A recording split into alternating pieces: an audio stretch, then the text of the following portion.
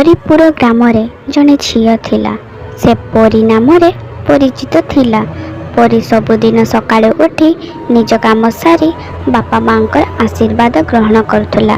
बापा मांकर गेली झील थिला, किंतु परी ठारू ता सान भाई को बेसी गुरुत्वपूर्ण देउथिले।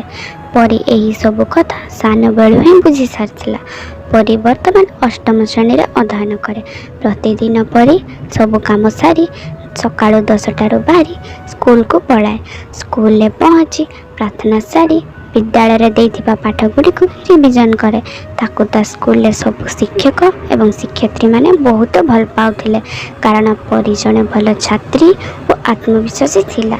सब कार्य आगरे रहुथुला। उत्तर समस्त आगरे विद्यालय पहुँचाउथिला। विद्यालय सब छात्र छात्री माने ताकू सांग करथिले, कारण से केवल पाठरे नुह गुण रे मध्य बहुत भल थिला। देखिबाकू श्यामल लंबा एवं चूल गुड़िक कुंच कुंच लंबा थिला। सबुदिन विद्यालय आगरे पहुँचे।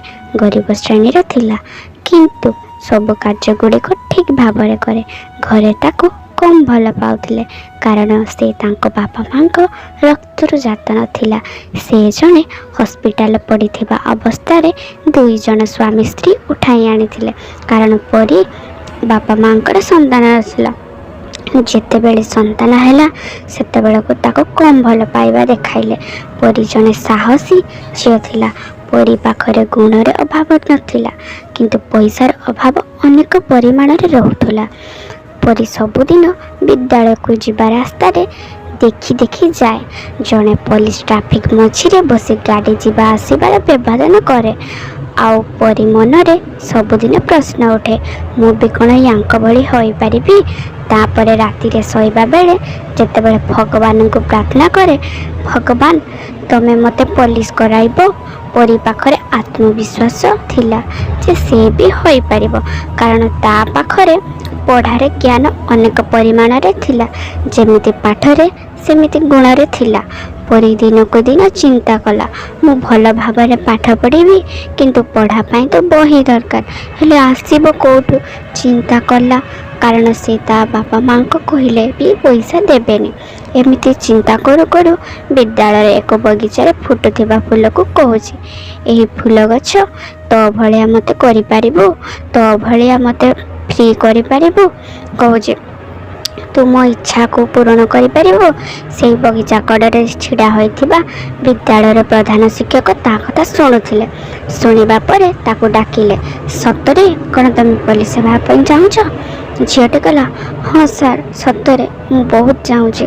तापरे प्रधान शिक्षक को तांकू हेल्प कले, साहाय्य कले। सब प्रधान शिक्षक यह शुणिला परे सब सुविधा असुविधा जगाइले।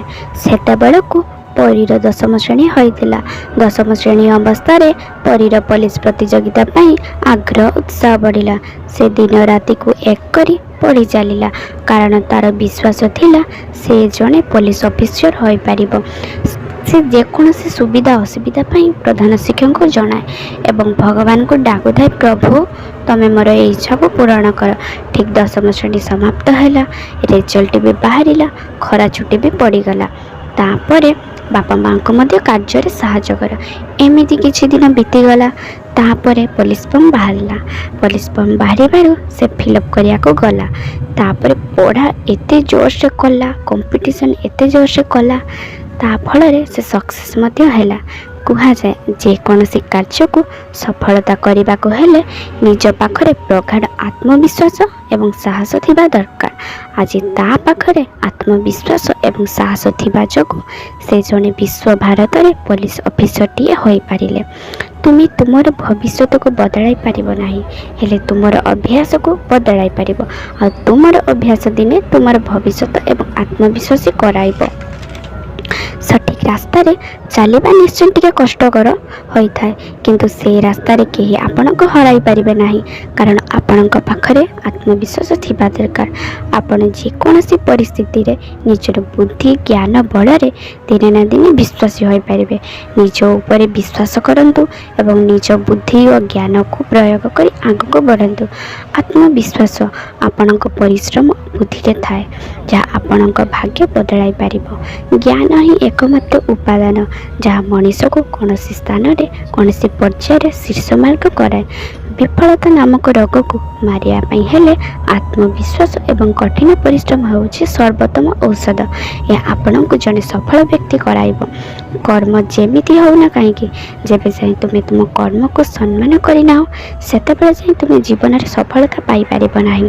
ସଂଘର୍ଷ ଏବଂ ଧୈର୍ଯ୍ୟ ସହିତ ଆପଣ ଏକ ଉତ୍ତମ ବ୍ୟକ୍ତି ଏବଂ ସଫଳ ଯୋଗ୍ୟ ହେବେ। ପ୍ରଥମେ ନିଜ ମନକୁ ଜିତ୍ କରନ୍ତୁ ଏବଂ ଅନେକ ଶକ୍ତି ଆଣନ୍ତୁ ଏବଂ ବୁଦ୍ଧି ବଳରେ ଆତ୍ମବିଶ୍ୱାସୀ ହୁଅନ୍ତୁ।